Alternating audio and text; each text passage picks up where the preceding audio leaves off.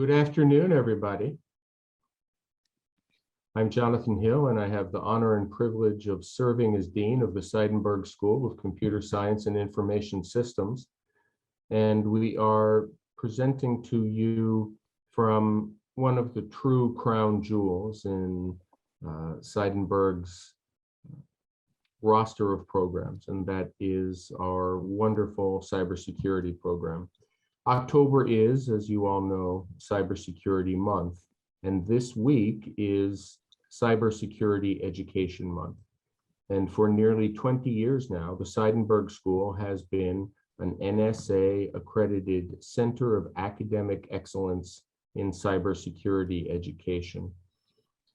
The cybersecurity faculty, including Dr. Chen, Dr. Hayes, Dr. Mosley, Dr. Koturanu, and some others and their friends and allies in the computer science department have had marvelous success obtaining funding for this program.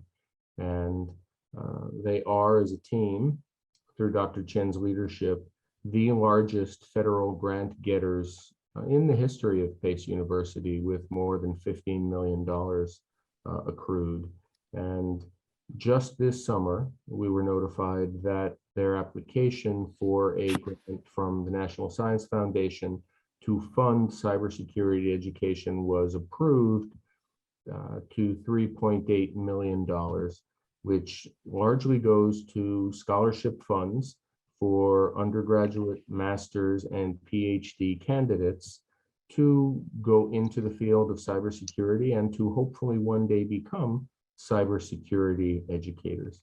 So we have a long history and a deep bench in developing cybersecurity professionals, and we are incredibly grateful that some of the members of our Seidenberg family were willing to come back this afternoon.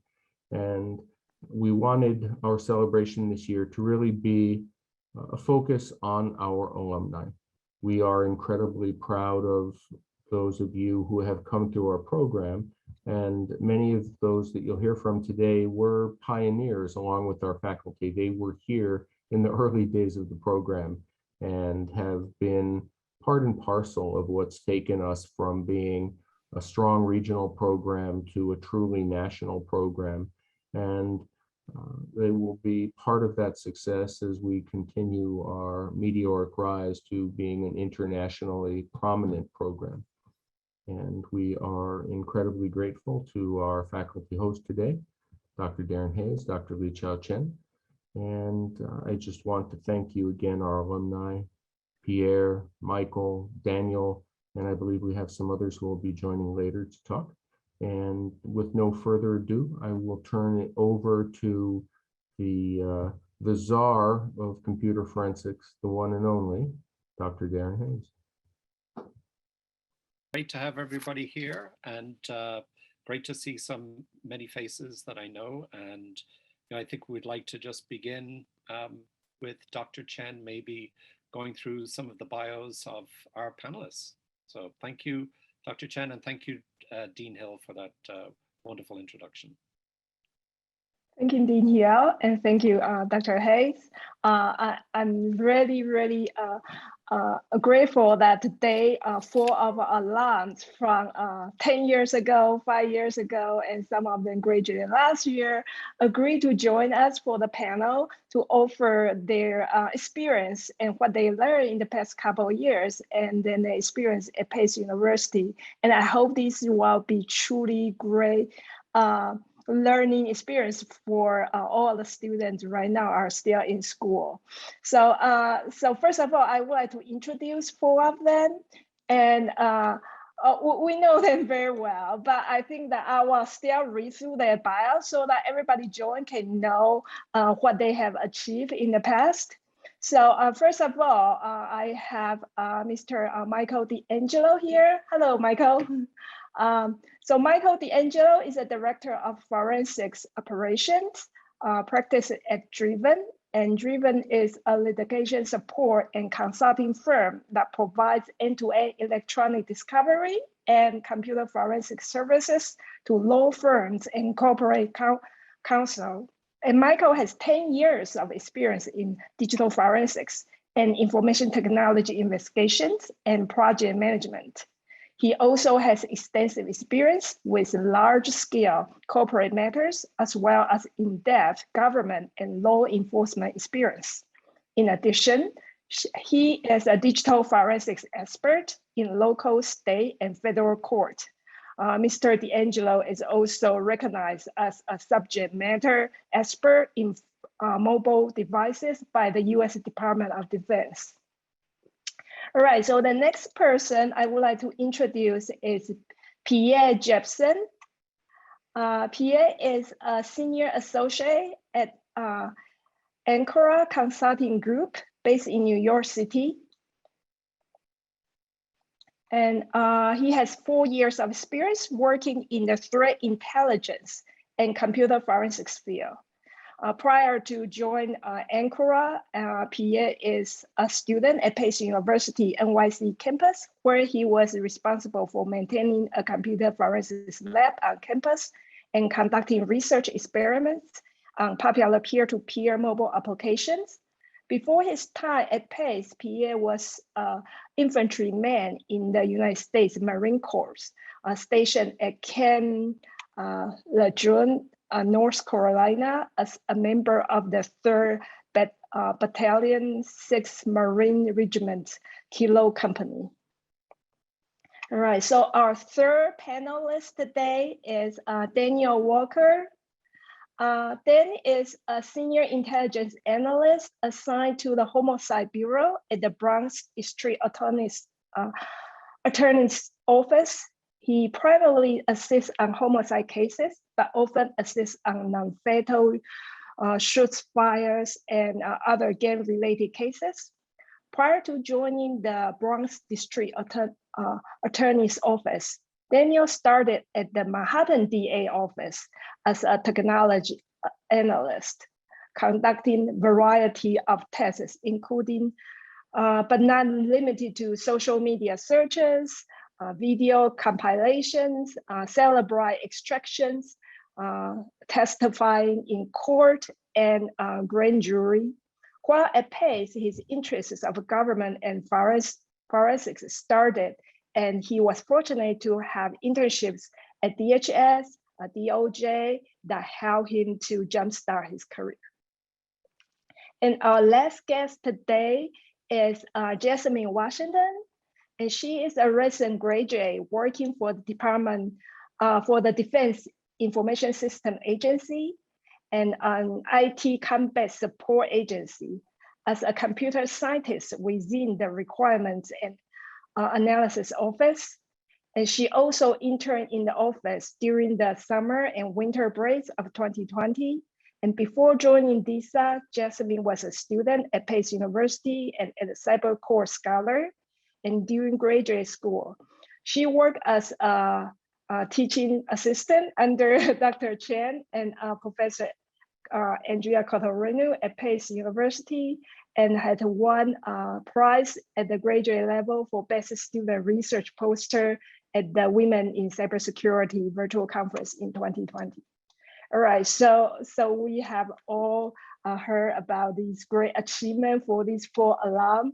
So today I really want everybody to learn from their experience. So I think I'm going to start with some questions from the panel, and so to see if they would like to provide their experiences for us. So first of all, I would like to ask you to talk about yourself. I know, just by reading from the bio, we know a lot of things you did, but we really want to hear that from you. For example, what major you were in when you were at Pace, and then what's your current position, and what actually inspired you for cybersecurity career? I could take that one, Dr. Chen.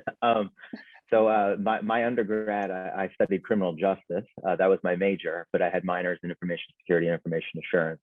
I always knew that I wanted to be some sort of investigator. And at the time, really just getting introduced to digital forensics sparked my interest.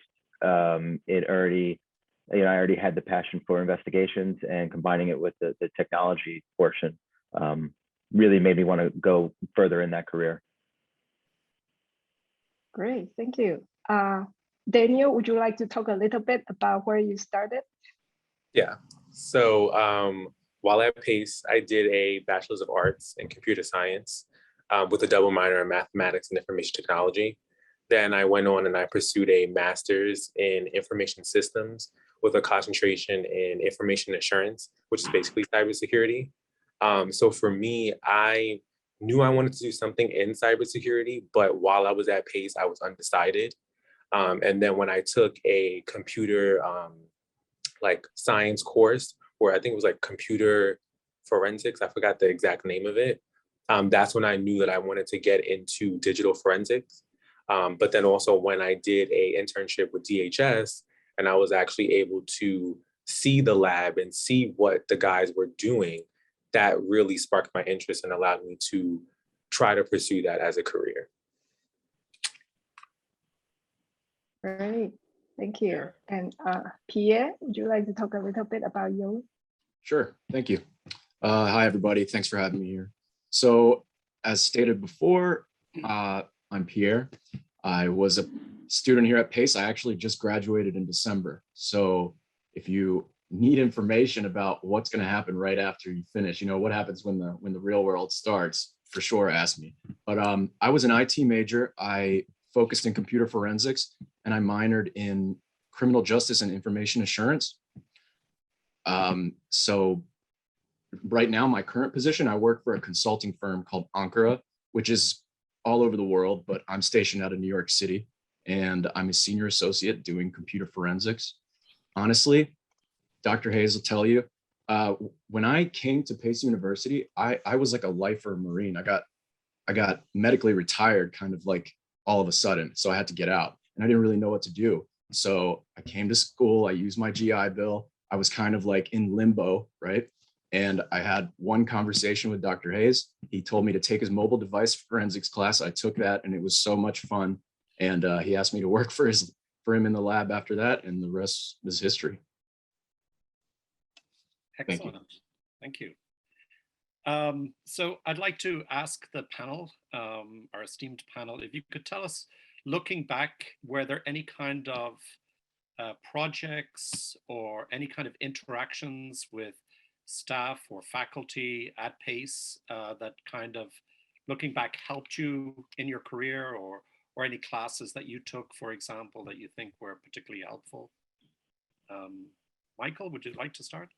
Yeah, I mean, so this is going back almost 11 years now, but Dr. Haynes, you may not remember our interactions, but we've had interactions like Pierre had mentioned, really just discussing kind of digital forensics and how far it came back then, at sort of almost its infancy.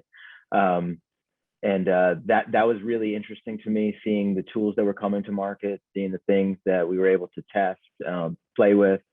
And I'll also be honest, just overall, the level of professors at Pace, some that I was exposed to through my major in criminal justice, really made me even more headfast into this career field, and focusing on the technology aspect of it. Daniel? For me, it was taking Dr. Chen's security course. Once I took that course, then I realized, like, wow, this is exactly what I wanted to do. Because when I first got to Pace, I majored in computer science. So I thought, oh, I'm going to go into programming. That's going to be my job. That's what I'm going to do. But when I actually took that computer security course, I said, wait a minute, this is out here. Like, cybersecurity is here. I can actually do this in the long run. So seeing that really made me change my mindset. And then also doing the SFS program really showed me another avenue of what I can get into. Excellent, thank you. Pierre?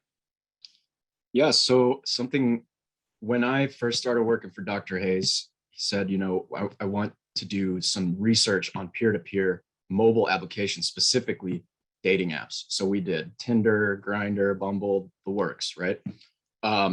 Which when I thought about computer forensics, that wasn't like in the wheelhouse. I was thinking about like people commit crimes and you figure out what they did. But I was using computer forensics tools to do a lot of that research.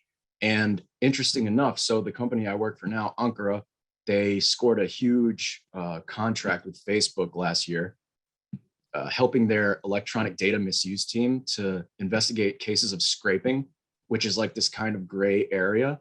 So we went over there to help their team and show them how we do stuff. And funny enough, one of the reasons I got this job was because they needed someone who had some experience with mobile applications. And I just happened to have that. So when they got my resume, they were like, this checks out, this checks out, this checks out. And they're like, what? Is this like a fake resume? And it was just a chance like that. So if any advice, just jump on whatever opportunity. I believe, is Jasmine here? Yes, hi, I'm here. Hi, Jasmine. How are you doing? Good, how are you? Good, thank you. Good. Thank you for joining us. So maybe I could, sorry to throw a question at you right away, but I would love to hear your answer about, any interactions with faculty, staff, any projects that you worked on or classes that you took that you think helped you in your career. Yes, so for me, under my undergrad at Pace, I didn't know anything about cybersecurity. And I took a course, Dr. Chen's course, Intro to Cybersecurity, which I think it was CIT 251. And I was so interested in everything that she was teaching, and I really liked the labs that we did and projects. And I took more courses after that, but I didn't really get involved. Like, I didn't think career-wise and cybersecurity was a thing for me until she reached out to me. She was like, hey, you did really well in this course. Like, I think you should attend, you should apply for the scholarship for service, the cyber course program. So it was until then she reached out to me and really like told me, because I didn't know for myself, like you really excelled in this course. Like I see the potential. You should really go after it. And so I did, thankfully. And I would say Dr. Chen is definitely one of the most influential people in my life to push me into a new field of career that I didn't think of initially. Thank you so much. It's very, I feel very glad that to hear you say that, and then you have something that you like to do.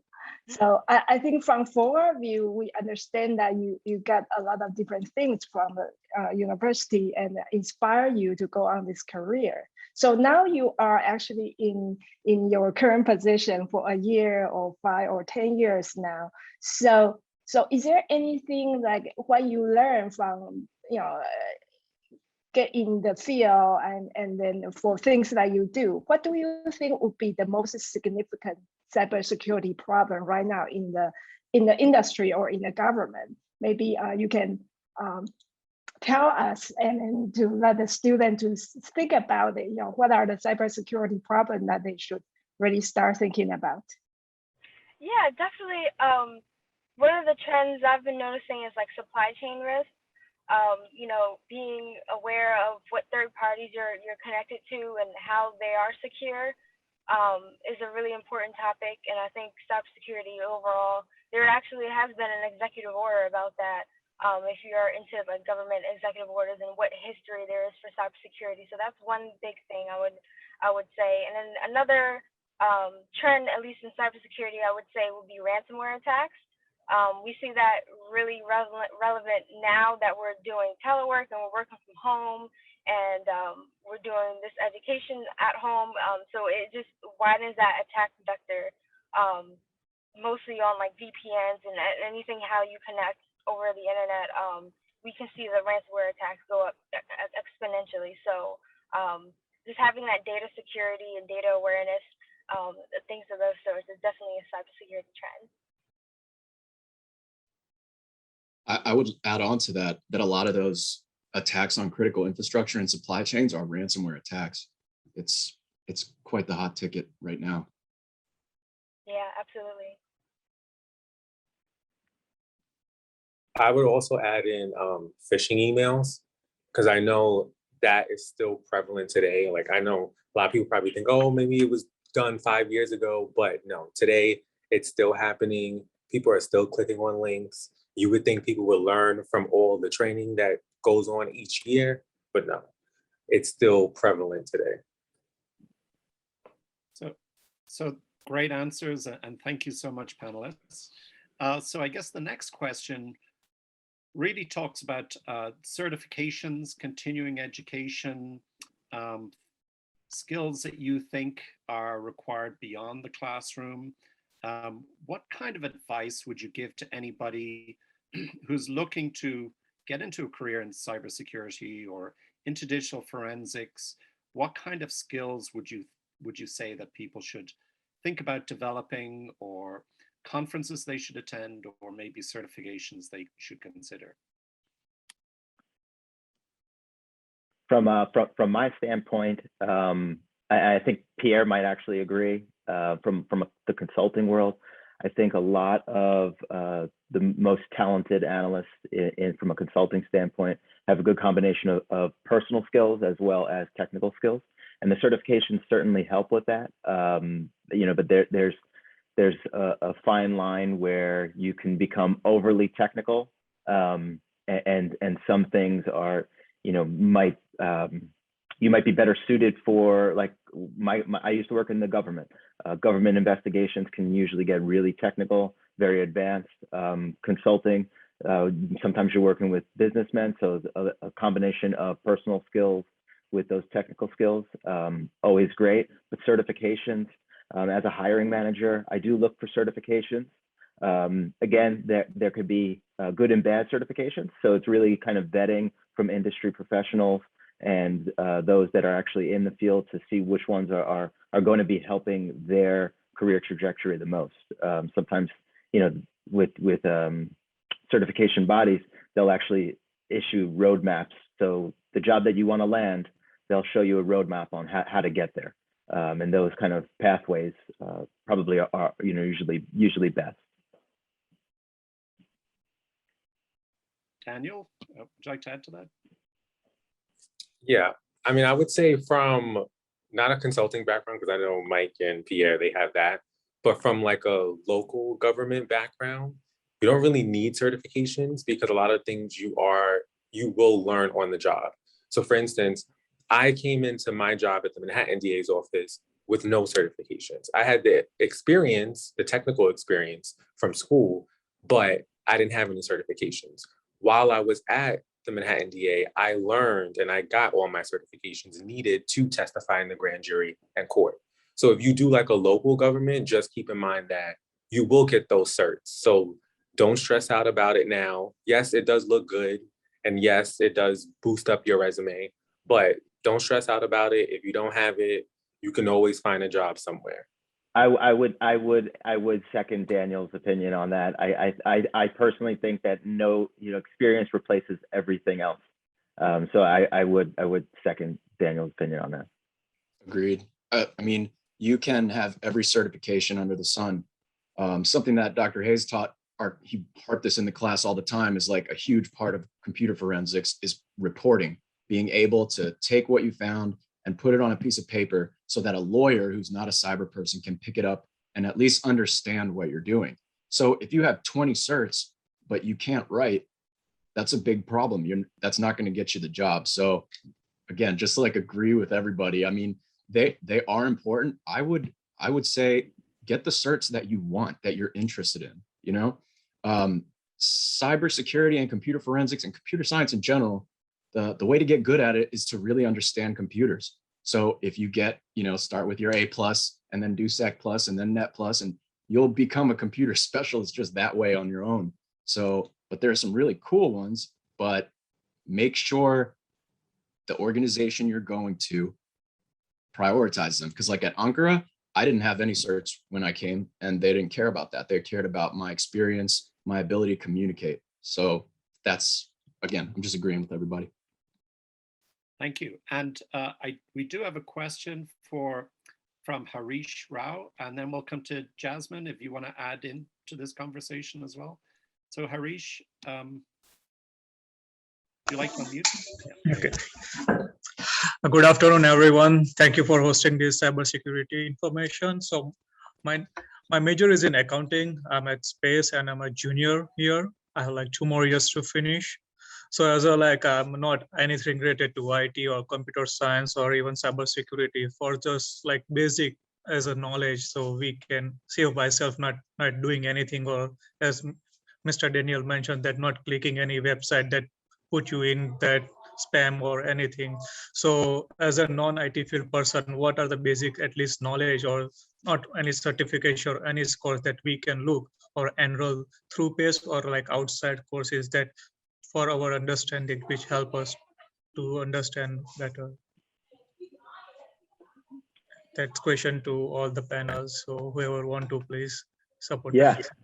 Yeah, I mean, from my standpoint, I think that there's quite a few good free or cheap trainings out there. There's services like Udemy or EDX that are all, you know, remote, taught by true industry professionals. Some are even taught by, you know, Ivy League professors. So I think that there are some really good free options like Udemy, EDX. I teach digital forensics as well, and I recommend outside sources like that to all my students as well. To go back to like what Daniel was saying with hands-on experience, I know PACE offers a lot of in-class labs and really good trainings. There's you know, additional resources like that you can do remotely as well. A service that I use is InfoSec Learning. They offer labs where you can, you know, train in online environments as well. Also, 2 of my best friends, Google, YouTube. That will answer all your questions.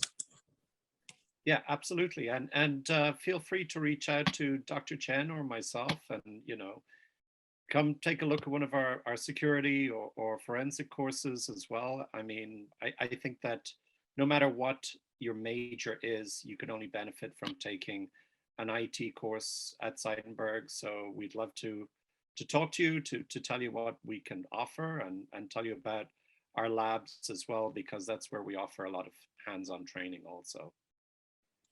Yeah, I totally agree with Dr. Hayes. We do have some students from Leuven and criminal justice. I actually have some accounting students in my class as well, so you're welcome.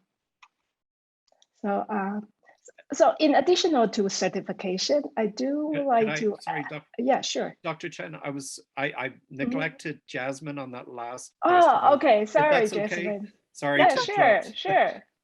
Yeah, definitely to your question. I actually received my associates in business administration, and then I got my undergrad in information systems, but still under Leuven.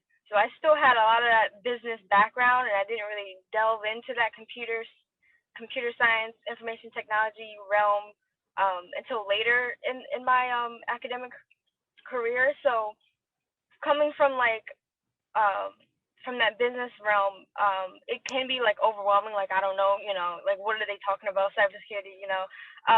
But what helped me the most is definitely taking at least one course in cybersecurity, just to like get your feet in the water and see how it is, and see if you understand the concepts, and ease in that way if you don't want to go straight for a certification.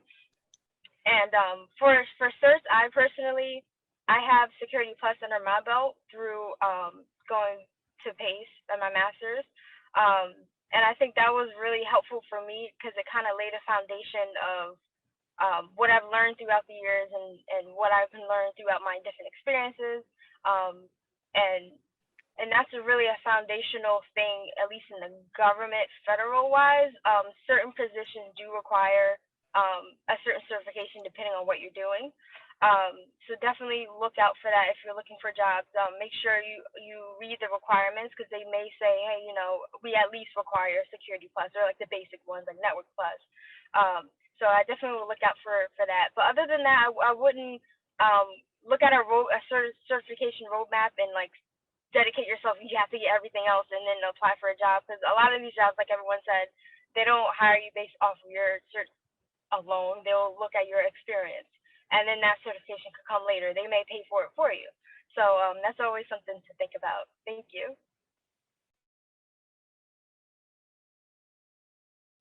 Great, thank you, Jasmine. That's really, really helpful. So So my next question is that in addition to certification, what other suggestions would you have to give current students if they would like to pursue a career in either digital forensics or cybersecurity? Yeah, one thing I would really suggest, and it's like a regret on my end, I wasn't involved in PACE, like clubs or competitions as much as I wanted to. And that's because of slew of reasons. I just kept delaying it, or I told myself I didn't have enough time. And that's an experience that you probably won't get in the workplace. It's different when you're working with peers, your colleagues, and trying to learn this new subject and learn different skills, hands-on skills. And like, for example, the National Cyber League, NCL, that was a competition I kept saying every semester, like, I want to be involved, I want to get involved. And I just never did it until this past spring 2021, I finally did it. And it really helped me not only get the theoretical knowledge in the little labs and projects that I did throughout my coursework.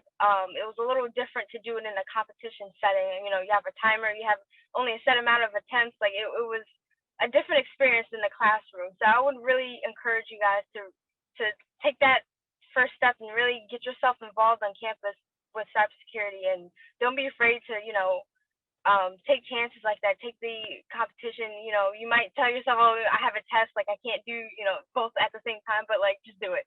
That would be my suggestion. Thank you.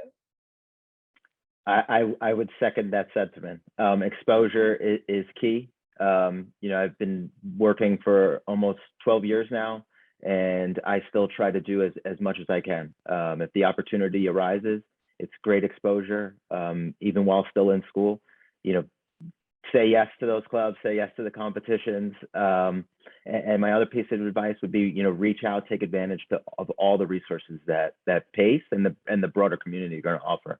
I wouldn't be as successful as I am if it wasn't for the opportunities and the people that, the professors put me in touch with. So number one, exposure, great experience, and it's always good to build out your network.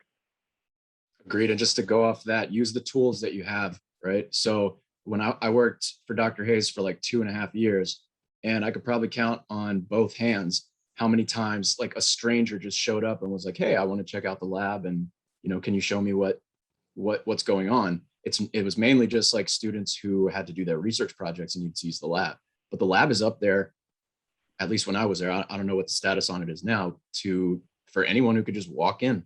Oh, you have something that you think's interesting, or you want to know if we can do this at the lab, or do you want me to help you work on it?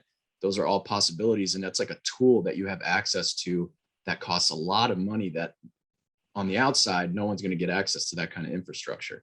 No one's going to buy a blacklight key for themselves, right? It's too expensive. That's like something your organization buys, and you get the license that way.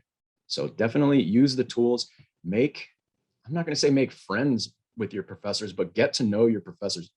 Most people, they show up to class, right? They show up right before class starts, and as soon as class ends, they're out. Stick around, ask questions, raise your hand during class, participate, kind of get fired up about it, because that kind of stuff is contagious and people recognize that behavior. So professors, TAs, they're going to recognize you, and they're going to say, you know what?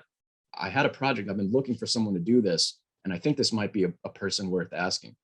So just put yourself out there, use the tools you have. Thank you, Pierre. The lab is there. We're welcoming people. So yeah, send me an email. We'd love to bring you in and show you the tools that we're using. Daniel, you want to add to that? I mean, I would just echo what everyone else said. If there's any projects, well, not really projects, but if there's any clubs that you're thinking about joining, definitely join it. Like Jasmine said, that's one thing that I wish I did while I was at PACE. I wish I did join the NCL. For me, I didn't, only because I was working and then also going to school at the same time. So for me, it was a little bit difficult because I was always tired. And I remember the NCL always been on Saturdays, and I'm like, oh, I want to enjoy my Saturdays. I want to go out or go home and sleep or do work. So that's why I would definitely say soak up as much information as you can. join whatever you can, ask a lot of questions to your professors, to your peers. If you can't join a club, then try to do an internship, because in internship, you will at least get your experience there, and then that will allow you to move into your career. Excellent, thank you, thank you. One thing comes to mind as we're going through, and I'm hearing these terrific answers from our panelists. Are there any key skills that you think would be a must for people in cybersecurity or forensics? I mean, like looking back now, do you think, learn Wireshark or learn a bit of Python or learn some Linux or, classes that you took or YouTube videos that you watched or things that kind of stand out as a basic or a must for the job that you're doing that you would recommend for people interested in a career in cybersecurity? Yeah, I would go say, ahead. oh, sorry. No, I would just say learn a programming language, at least one, if it's Java, if it's Python, something, because that does look good and you will be able to use that in your job. A lot of times you may think, oh no, I'm not going to ever use that again, or I took this course and I'm not going to use it, but you actually will. And sometimes it will automate something quicker for you in your job. So take a programming language, learn it, even if you learn it by yourself. Because I know when I was at Pace, I didn't take a Python class, but over the summer I did sit down and learn Python through YouTube, and it really helped me in my job. Yeah, I would agree with that. I think from a forensic standpoint, Python would help tremendously. A lot of tools have plugins available built on Python. So understanding a programming language is going to go a long way. I think one of the soft skills from forensics is kind of being a problem solver, enjoying puzzles. A lot of investigations are essentially big puzzles. So when I interview people to build out teams, working with organizations to build out forensic teams, that's something that I definitely look for, how you think about different situations. Yeah, I would agree with Michael as far as the soft skill. The problem solving is definitely important. I'm working in requirements analysis, and that really requires that problem solving skill, and with my background and with my academics, I did a lot of hands-on and did programming, did the Python. And then when I came into my job here, I didn't really necessarily use it directly. I used everything that I learned indirectly. So all the problem solving, all the projects that I've done, how to solve that project, and and meet deadlines, all those things that you think technical wouldn't transfer well into a soft skill, it really does. So definitely, even if you know Python skill, but you don't know the project management side, if you're in that type of role, you can still draw from those experiences and still be able to be successful in your career. Also put yourself out there to find these weaknesses. That's how everyone's talking about NCL and hacking competitions or hack the box. That's where you learn, oh, if I learn this, it'll make my job easier. If I learn that, it'll make my life easier. Because that's you trying to solve a problem. I mean, this is basically bouncing off what both Daniel and Michael said. I mean, you're trying to solve a problem. It's not necessarily do you know exactly how to solve this problem? It's can you teach yourself how to solve this problem? That's the ultimate school. Do you know how to learn? That's the best skill, because no one's going to tell you, hey, Pierre, I need this information and I want you to use this tool this way to find it. They're going to say, hey, Pierre, we need to find this information. And I do it the best way, the most efficient way that I know how. Yeah. And to add to that, the solution that they maybe taught Pierre might be outdated in a month or two with the pace of technology moving. So again, that just being a career student as well. Excellent, excellent. And we have a question from Chaya. Hi. Hi there. You hear me? So right now I'm doing MS in cybersecurity, and before I came to Pace, I did a cybersecurity bootcamp There's one in New York, and right now I'm doing intro to cybersecurity and another information management class with Professor Storbo, and there's one class it's called computational statistics, which I'm really struggling to go through this class, and I'm wondering how I'm gonna incorporate R and computational statistics in cybersecurity job.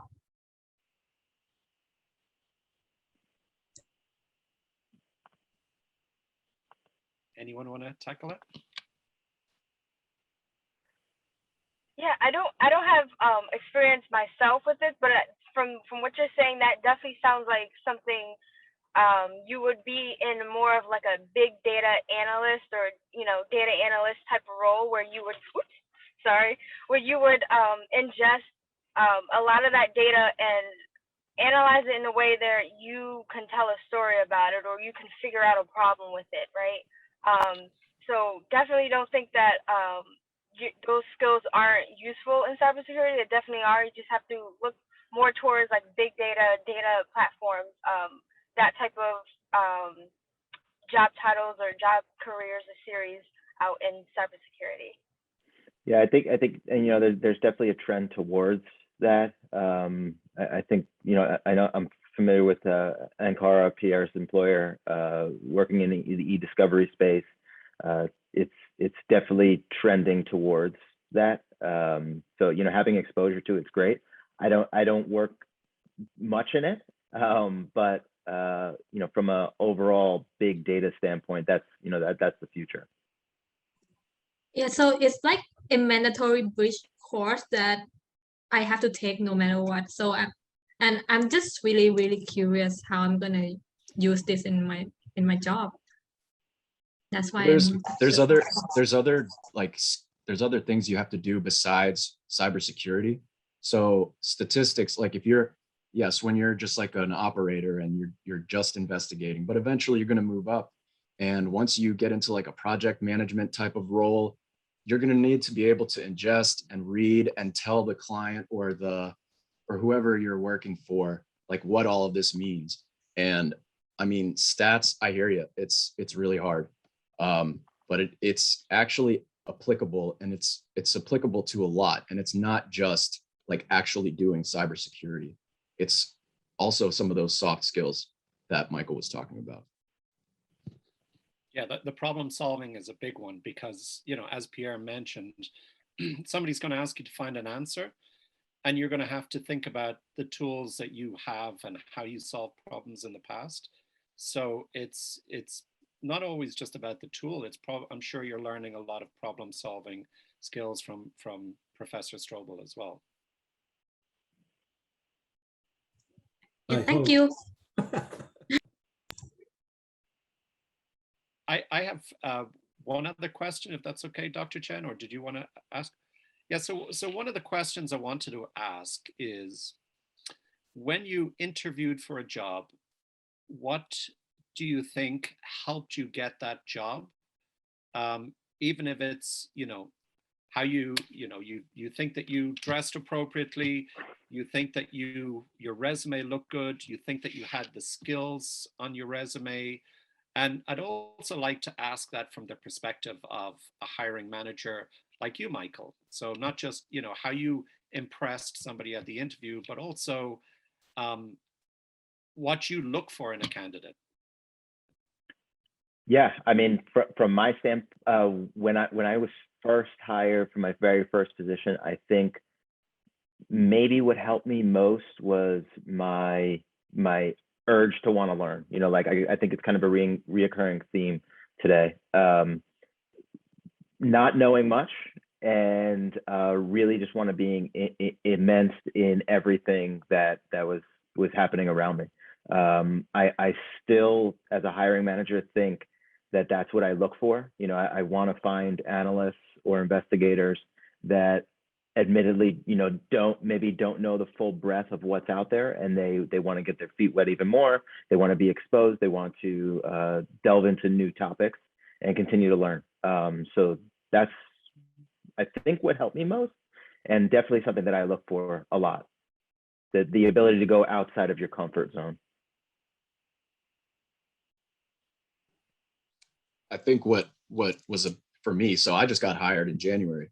And for me, it was just the conversations I was having. So I did like 3 or 4 interviews or something like that, but I didn't let them interrogate me. They asked me about my life and I just told my story and they were just listening the entire time. There wasn't enough time for them to go, so tell me about some crazy things going on in the world of cyber right now, to hit you with those kind of like gotcha interview questions. So I was enthusiastic and I had really thought a lot about what I would say. I even did some background work. Like I went on the Ankara website and I looked at their mission statement and I looked at their history and what their employees do and the matters that they've been involved in. And it kind of like painted a picture for who I might be talking to. And once I knew who I was talking to, I could just be myself. And personally, I mean, I think that's because you can't really give somebody a picture of you telling them what you know how to do. You tell them about yourself and they go, okay, this is a person I could see working here, somebody I would want to work with. So that's the only advice I can really give on interviewing. Obviously, you got to hit all the bases. Your resume needs to be good. And that doesn't mean like you spell checked it. That means you handed it to like 5, 6 different people, asked them what they think. You've looked at a bunch of other people's resumes. You've used a professional service to where they can for like when you're submitting resumes online, like they're very like curated or else they might not even get picked up by the system. So you have to do all those things. It's kind of a culmination of it. But the number one thing is be pumped up, be excited to do the job. For me, I think it was my drive, my ambition, and my consistency. Because I remember when I first interviewed for the Manhattan DA, I interviewed with about 15 people. I went through about, 5 rounds that day, and I only interviewed one day. And I think they wanted to pick a candidate that would be consistent and that would tell them the truth and tell them exactly what is on your resume. Because a lot of times some people think, oh, I can fluff up my resume and add whatever I want. But in reality, then the interviewer can ask you whatever is on your resume. And if you can't answer that question, then it kind of looks suspect. So for me, it was more of being consistent, being confident too. Sometimes, everyone gets nervous when they're on an interview, but just make sure that you're answering your questions accurately. You are answering your questions truthfully, and then you're being yourself at the end of the day, because that's what they need to see. Yeah, absolutely. With everyone said, for me, I started as an intern where I work. So I interviewed last year, right around the pandemic, I think that April. So it was a weird time, still is, but it was super weird because it just started. And I did my interview virtually, and I don't remember how many. I think maybe about 10 people was on the call. And really just knowing your experience and really focusing on your resume and what you put out there and what you can explain in a coherent way what you did, because sometimes you just do stuff and you're like, you don't explain it well as you think you do. And just even if you have a question that you really don't know, or you don't have exact experience in, being able to take something that you have experience in and relate it to that specific question is also really, really a good skill that you should really try to focus in on. And just really be yourself. Everyone knows that you're nervous, but just really answer the questions, and whatever you don't know, just do your best. And yeah, that will be my suggestion. Dean Hill, Dr. Chen, any closing words? Actually, I wonder, do we have a couple minutes for questions? Do we have any questions from everyone who participated? Matthew has many questions. So yes, I do. Hello, everyone. I am a first-year student of Pace University who just started my first time in computer programming 1. See, I thought programming was going to be easy, but I never knew it was going to be this hard when it comes to learning Java. See, I wanted to, cybersecurity wasn't my first choice of a career. You see, I wanted to join criminal justice as well. Yeah, just like what was his name, Daniel Walker, if I may. You were part of the Homicide Bureau, Yeah, I am. and I wanted to major in criminal justice, but because I was a bit overwhelmed with the racism that would happen here, that would happen in this country. And my mom persuaded me to do cybersecurity instead. But ever since this was just the first 2 months of coding, and it's kind of overwhelming remembering how much code you have to use. Let me just ask you this personally. What do you all do on a daily basis on your career when it comes to your career? Like, what do you do every day? What does it look like on the computer? Like, my day to day is I have multiple investigations that I'm working on from a digital forensics aspect, working directly with clients, large law firms. Directly, I get subcontracted to work on investigations for the federal government as well, and basically analyzing system data, figuring out trends. Basically, it's like detective work where you get files of Exactly. but this time on the computer, right? Exactly. Yeah. See, I plan on becoming an ethical hacker because ethical hackers is like the offensive team for cybersecurity where you can actually attack through computer. But at the same time, I want to work as a detective as well, like work on the field, like work on a crime scene with cybersecurity. But it's kind of overwhelming because I'm not sure which career and which major to choose. Because right now I'm majoring in computer science, but later I plan on minoring in IT and criminal information assurance of the criminal justice system, which is kind of because one of you is already minoring in criminal justice. I'm not sure. Wait, how many of you are minored in criminal justice along with computer science or IT? I did.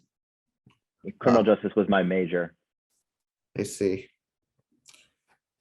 And what is your career exactly, as an IT specialist or private detective? No. So I work in investigations. So I do computer forensics, but I also do threat intelligence, which is, it's like proactive investigation. So let's say a company gets their system encrypted with ransomware. Well, we're gonna do an investigation on the dark web, on the clear web. We're gonna try and find credentials. We're gonna try and find artifacts that connect, actor A to the victim. So it's not just computer forensics. It's not just this cut and dry. Every single day is completely different for me. I might be working a ransomware case one day. It could be a child exploitation case the next day. And the main thing is just like, I can hear how frustrated you are about Java, and that's because it is extremely complex, and I felt the same way. But for me, what worked is learning how to apply that. It's difficult to try and understand what like writing code is if you're just like, they're like, hey, I need you to make a Pythagorean theorem calculator or this or that. What I did was I bought a book on Python. Now this isn't Java, but it's called Automate the Boring Stuff, and it's like $15. It's way too cheap for how important it is. And it literally teaches you how to make your life easier with Python. And once I understood that, then writing code in general just became easier. Right. And you majored in computer science? No, I majored in IT. I see. What career and what major would I need to become part of cybersecurity and at the same time criminal justice, but on the offensive team rather than the defense team? Because defense team, which is blue teaming, is more like upgrading their system, and as an offensive team, it's like you're like the hacker. You're like a digital police officer who. Sure. But I mean, there's penetration testing, right? There's like red team type of work, and that's like where the certified ethical hacker stuff comes in. I see you're trying to combine computer science and criminal justice. Dr. Hayes actually had a student who comes often to speak in his courses, and he's a investigator for Westchester County District Attorney's Office. I wouldn't just want to combine criminal justice and Well, that's what I'm trying to tell you. Yes, He's a cop. I also want he's to a- combine IT as well. So you want a dual major? Well, not a dual major, rather one major and two minors. You can do whatever you Matthew, want. Matthew, maybe in the interest of time, maybe I could put you in contact with, a couple of people who could maybe. I would like to contact with all of them, to be honest, because these panelists right here sounds very interesting. Like Mr. Jepson, who is investigation, and Daniel Walker, who's in homicide bureau. It's really interesting. Yeah, no, we would definitely like to connect with you and put you in touch with some of our alumni who've gone into careers with that kind of background, like criminal justice and the background that you're interested in. So we'd definitely like to put you in contact with those people. Dean Hill. All right. Yeah, this has been absolutely mind-blowing. I knew you folks were good, and I know that you really have your hands on, in terms of computer forensics and cybersecurity. But my gosh, the work that you're doing is really impressive, and the huge responsibility that all of you have in your jobs is really, it's very, very compelling. So please know how proud of you we are, and how grateful we are to you for taking some of your valuable time to come back. And we have a number of alums here, and grad students and undergrads, and some of our wonderful faculty, and part of this Seidenberg school community. And it's wonderful that you can come back and be part of this. We had a conversation last week with 5 PACE alums who have been at IBM for 35 or more years. And they are, all of them, people who are at an age where they should be starting to wind up their careers, but every single one of them in various areas of IBM's work and influence have all been redirected into cybersecurity. And they're coming back here and talking to our faculty and our alumni and asking, what can I do to get up to speed? Should I take classes? Should I do certificate program? Can I pay the faculty as consultants to come work with me, work with my division? So everybody wants to be in show business. And Hugh, Jasmine, and Pierre, and Michael, and Daniel are literally in the hot seat, but also the Broadway show of technology today. And a lot of the students on this call aspire to do what you're doing. And I hope that after today, you'll come back and see us and continue to be part of this conversation for the benefit of this community. And I am also just, it's so wonderful to hear the impact that our faculty have had, Darren and Licho and Michael and all of our faculty who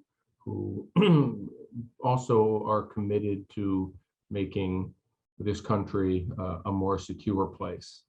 And it's a calling, and we look forward to stepping up and meeting our obligations as a university and as your alma mater. And we look forward to partnering with you to do that. And thank you, Dr. Chen and Dr. Hayes, for doing such a brilliant job bringing these wonderful folks together and creating this conversation. And that said, I will turn it back to our beloved and extraordinarily talented Executive Director of our cybersecurity program, Dr. Licho Chen. Thank you, Dean Hill, and thank you everyone for joining us. In particular, I would like to thank Jasmine, Pierre, Michael, and Daniel for joining us today. I'm really grateful for that. So I know some of you still have more questions. I think we can never have enough time for this. So if you have more questions, I'll be happy to help you to connect. And then if you have any questions about the program, please let me know. Send me an email. I'll be happy to connect with you. All right. So thank you so much for coming. Thank you, Dr. Dean Hill, and then Dr. Haynes. And then I wish you have a great evening. All right. Bye. Thanks, everyone. Thank you for having me. See everybody Thank soon. you.